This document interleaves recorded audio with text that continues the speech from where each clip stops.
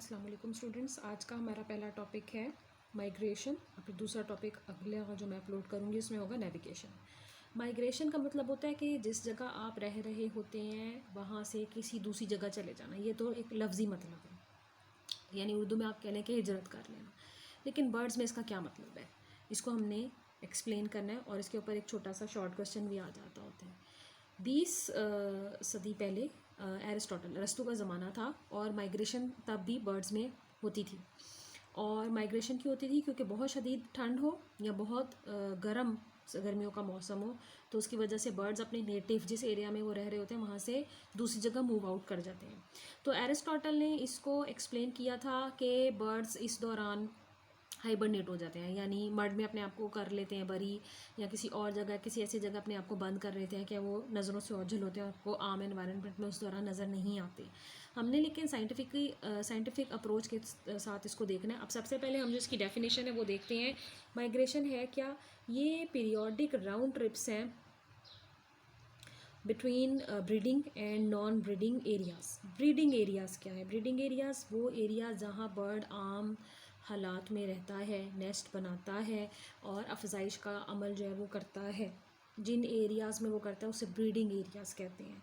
लेकिन जिन दिनों मौसम साजगार नहीं होते, बर्ड के फिज़ियोलॉजिकल चेंजेस, हार्मोनल चेंजेस जो हैं वो उसकी माइग्रेशन को कुछ देर, उसकी रिप्रोडक्शन को कुछ देर के लिए रोक देते हैं, उन दिनों वो रिप्रोड्यूस नहीं करता, तो हम उससे कहते हैं कि ये ब्रीडिंग के लिए ये वक्त मुनासिब नहीं है, ये सीज़न मुनासिब नहीं है। तो माइग्रेशन वो करता है ब्रीडिंग और नॉन ब्रीडिंग एरियाज़ के दरमियान। जिन दिनों मौसम साजगार होता है, बर्ड्स रिप्रोड्यूस करते हैं। मेनली स्प्रिंग सीज़न जो होता है वो बर्ड्स की रिप्रोडक्शन के लिए बहुत साजगार होता है। लेकिन एक्सट्रीम कोल्ड स्पेशली और एक्सट्रीम हॉट वेदर, ये दोनों मौसम बर्ड्स की ब्रीडिंग के लिए साजगार नहीं होते। तो इससे बचने के लिए बर्ड्स अपने नेटिव एरिया से दूसरे एरिया में जाते हैं। अब जैसे यहाँ पर एक्सप्लेन किया गया है कि बर्ड्स जो हैं वो बेसिकली माइग्रेट करते हैं नॉर्थ एरियाज़ की तरफ। दुनिया में नॉर्थ एरियाज़ की तरफ जो है वो बर्ड्स ज़्यादा वहाँ से माइग्रेट करते हैं, क्योंकि अगर हम ग्लोब को देखें तो जो ज़मीन का ज़्यादा हिस्सा लैंड पर मुश्तमिल है वो नॉर्थ साइड पर है।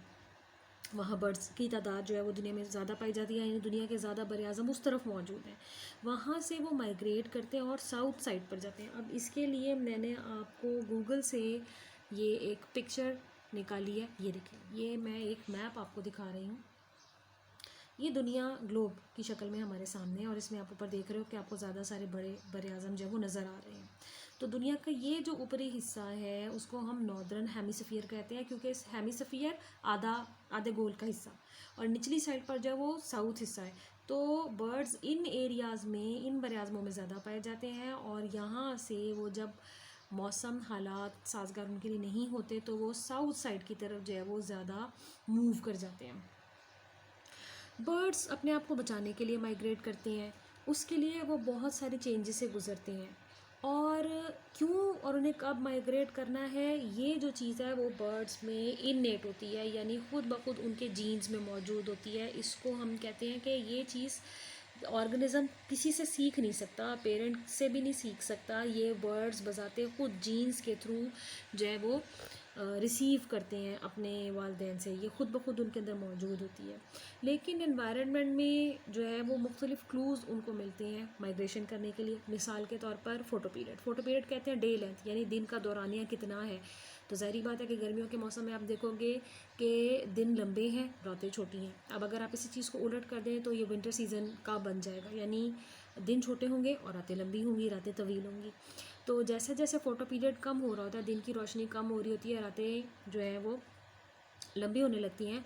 तो इस तरह के जो क्लूज़ होते हैं, और फिर मौसम का आहिस्ता आहिस्ता सर्दी की तरफ आना, मौसम का आहिस्ता आहिस्ता शदीद गर्मी की तरफ आना, ये वो क्लूज़ होते हैं एनवायरनमेंटल जो बर्ड्स को इस काबिल बनाते हैं कि वो ये जान सकें कि अब उनका वक्त है कि वो इस जगह से, जिस जगह वो नेटिव रह रहे हैं, वहाँ से harshness of environment, harshness of climate से बचने के लिए दूसरी जगह मूव कर जाएँ।